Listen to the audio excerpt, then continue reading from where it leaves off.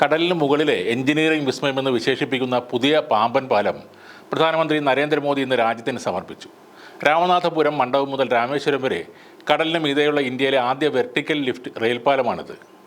ഇന്ന് ഉച്ചയ്ക്ക് 12:45 തമിഴ്നാട് ടൂറിസം ഗ്രൗണ്ടിൽ ചടങ്ങ് നടന്നത്. റിമോട്ട് കൺട്രോൾ ഉപയോഗിച്ച് പാമ്പൻ പാലം വെർട്ടിക്കലായി ഉയർത്തിയാണ് പ്രധാനമന്ത്രി നരേന്ദ്രമോദി ഉദ്ഘാടനം നിർവഹിച്ചത്. രാമനവമി ദിവസമായ ഇന്ന് രാമനാഥസ്വാമി ക്ഷേത്രത്തിൽ ദർശനം നടത്തിയ ശേഷമാണ് മോദി ഇത് ഉദ്ഘാടനം ചെയ്തത്. തമിഴ്നാട് ഗവർണർ RNV രവി, മുഖ്യമന്ത്രി MK സ്റ്റാലിൻ, കേന്ദ്രമന്ത്രിമാരായ അശ്വിനി വൈഷ്ണവ്, L മുരുകൻ എന്നിവരും ചടങ്ങിൽ പങ്കെടുത്തു.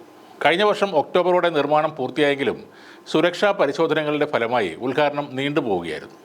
2019 പ്രധാനമന്ത്രി മോദി ഇതിന് തറക്കല്ലിട്ടത്. ഉദ്ഘാടനത്തിന് മുന്നോടിയായി രാമേശ്വരത്ത് നിന്നും പാലത്തിലൂടെ താമ്പരത്തേക്കുള്ള പുതിയ ട്രെയിൻ സർവീസും നടത്തും. ഇന്ത്യക്കും ശ്രീലങ്കയ്ക്കും ഇടയിലുള്ള പാക് കടലിടുക്കിന് നടുവിൽ പാമ്പൻ എന്ന് വിളിക്കപ്പെടുന്ന ഒരു ചെറിയ ദ്വീപുണ്ട്. ഇത് ഇന്ത്യയുമായി 2 കിലോമീറ്റർ നീളമുള്ള 100-ലേറെ വർഷം പഴക്കമുള്ള ഒരു റെയിൽവേ പാലം വഴിയാണ് ബന്ധിപ്പിച്ചിരിക്കുന്നത്. ഇന്ത്യയിലെ തന്നെ ഏറ്റവും അപകടകരമായ ഒന്നാണ് അതിലൂടെയുള്ള യാത്ര. അവിടെ കാറ്റ് വളരെ ശക്തമാണ്. പാലം കടക്കുമ്പോൾ ട്രെയിനുകൾ വളരെ സാവധാനത്തിലാണ് നീങ്ങുന്നത്. പാമ്പൻ പാലത്തെക്കുറിച്ച് പറയുമ്പോൾ ധനുഷ്കോടിയെക്കുറിച്ചും പറയണം. പാമ്പൻ ദ്വീപിൻ്റെ തെക്ക് കിഴക്കേ അറ്റത്തുള്ള ധനുഷ്കോടി പട്ടണം 600-ലധികം വീടുകളും സ്കൂളുകളും പള്ളികളും ആശുപത്രികളും ഒക്കെയുള്ള ഒരു വ്യാപാര നഗരമായിരുന്നു. ധനുസിൻ്റെ അറ്റം എന്നാണ് ധനുഷ്കോടി എന്ന വാക്കിൻ്റെ അർത്ഥം. ശ്രീരാമൻ സേതുബന്ധനം നടത്തിയത് ഇവിടെ നിന്നാണെന്ന് രാമായണത്തിൽ പറയുന്നു. ഈ നഗരം പിന്നീട് ഒരു പ്രേത നഗരമായി മാറുകയായിരുന്നു. മധുര രാമേശ്വരം വഴിയുള്ള റെയിൽപാതയിലെ അവസാന സ്റ്റേഷനായിരുന്നു ധനുഷ്കോടി എന്ന നഗരം. 1964 ഡിസംബർ 22 രാത്രി മദ്രാസ് എഗ്മൂറിൽ നിന്ന് മധുര രാമേശ്വരം വഴിയുള്ള ബോട്ട് മെയിൽ എന്ന ട്രെയിൻ മഴയും കൊടുങ്കാറ്റും കാരണം സിഗ്നൽ കാത്ത് കുറേ നേരം നിർത്തിയിട്ടു. അരമണിക്കൂർ കാത്തിട്ടും സിഗ്നൽ കിട്ടിയില്ല. വാർത്താവിനിമയ ബന്ധങ്ങൾ ശരിയായ രീതിയിൽ പ്രവർത്തിക്കുന്നില്ല. എതിരെ വേറെ ട്രെയിനൊന്നും വരാനില്ല എന്ന ധൈര്യത്തിൽ എഞ്ചിൻ ഡ്രൈവർ ട്രെയിൻ മുന്നോട്ടെടുത്തു.